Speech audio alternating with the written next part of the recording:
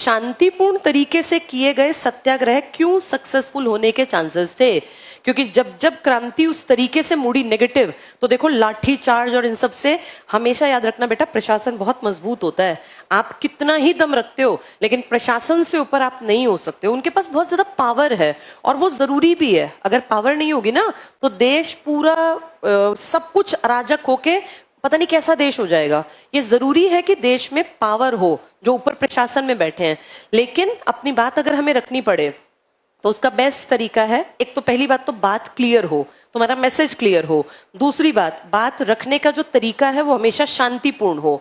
अब उस दिन स्टेशन पर जो भी गड़बड़ हुई, पुलिस ने जो भी गलत व्यवहार किया, उससे ना पुलिस का जो इमेज थी वो नीचे गई और स्टूडेंट्स की और टीचर्स की इमेज ऊपर उठी।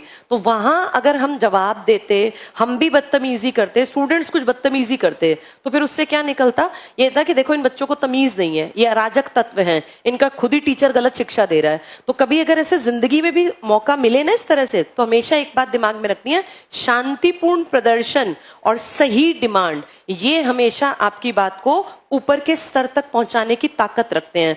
किसी के साथ तू मैं करना या किसी प्रशासनिक अधिकारी के साथ बदतमीजी करना या गलत तरीके से सरकार के खिलाफ काम करना, ये कभी भी मान्य नहीं है और ना ही हमें ऐसा करना। तो हम अपनी डिमांड रख चुके हैं और हमारी डिमांड बहुत हद तक उम्मीद है सुनी भी गई है, और आज नहीं तो कल एक्शन भी होगा। इसको छोटा मत समझो कि तुम्हारे देश का सबसे पावरफुल आदमी रात में 12 बजे और अपने चैनल से लाइव कर रहा है और कह रहा है कि ये बहुत बड़ा मुद्दा है, फास्ट ट्रैक कोर्ट बनेंगे। अब तक फास्ट ट्रैक कोर्ट पता है क्या करते थे? मेनली काम जो रेप टाइप के मुद्दे थे या बड़े मर्डर या टेररिस्ट टाइप के केसेस थे, इनके लिए फास्ट ट्रैक कोर्ट थे।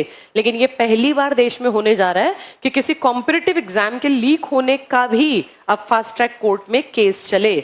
मैं ये नहीं कह रही कि एकदम से सब बदलेगा, अगले महीने सब कुछ ठीक होगा, लेकिन कम से कम ये बात उनके कानों और दिमाग तक तो चली गई। हमारा यही टारगेट था। आंख बंद करके नहीं बैठना, और तुम्हारी पीढ़ी को ये अकल है कि अगर हमने गलती कर दी है तो उसको सुधारा जा सकता है।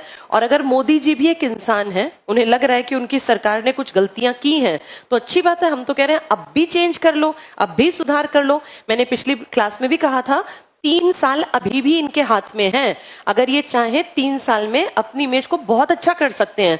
फेयर सिलेक्शन कर दें और कैलेंडर जारी हो, सिलेबस पता हो, बस फिर हमें क्या चाहिए? राजनीति करने वाले लोग राजनीति करते रहें, तुम्हें और मुझे राजनीति नहीं करनी। जो जहां है अपना काम करे। सब थोड़ी ना बेटा एक काम के लिए बने हैं, हम पढ़ाने के लिए, तुम पढ़ने के लिए हो और अपनी नौकरियों तक पहुंचने के लिए। तो हम क्यों उनके उस एरिया में जाएं? वो उनका क्षेत्र है, करें राजनीति, आपस में कुछ भी करें, हमें कोई दिक्कत नहीं है। हमें बस ये है कि जो भी सरकार आए वो हमारे हित की बात करे, और यहाँ हमें का मतलब जनता है।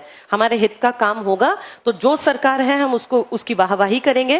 पर वही सरकार अगर गलत करेगी तो हमें यह हक संविधान ने दिया है कि उस सरकार को हम गलत को गलत बताएं और शांतिपूर्ण तरीके से कराएं।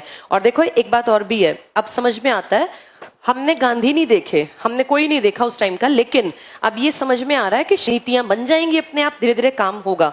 तो सब पढ़ाई से जुड़े रहो। फाइनली तुम्हें नौकरी चाहिए बेटा, देश ठीक है अच्छे रास्ते पर चले, पर तुम्हारे घर में पैसा आना भी जरूरी है, इसीलिए अपनी पढ़ाई नहीं छोड़नी।